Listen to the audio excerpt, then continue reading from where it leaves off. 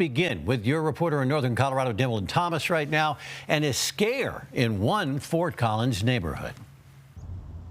In this small community on the northern edge of Fort Collins, we got a knock at about 2:30, somewhere in there. Many residents woke up to find deputies and firefighters at their doors. Right away, we smelled smoke. Just to the west of Brandon Goebel's home, we arrived to about a quarter-acre fire. Pooter Fire was working to put out flames from a pile of wood sparked by embers from a small campfire that wasn't put out properly. As they went to attack the fire, we had heavy winds come in. Goebel and his family hurried to get their important belongings, as well as farm animals, loaded up and evacuated. The wind was really bad because it was so windy. There was dust and smoke and everything blowing around everywhere.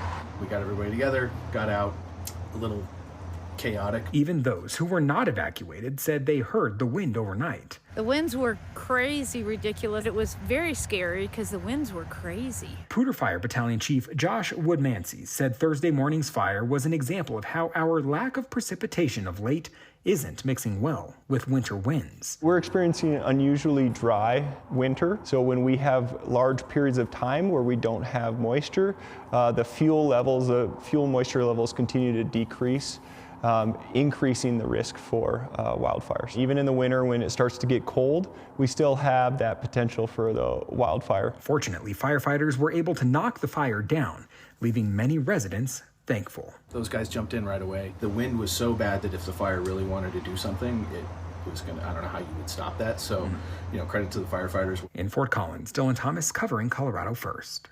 Dylan covers what's happening across northern Colorado, so make sure you reach out with your story ideas through cbscolorado.com or through our tip line, 303-863-TIPS.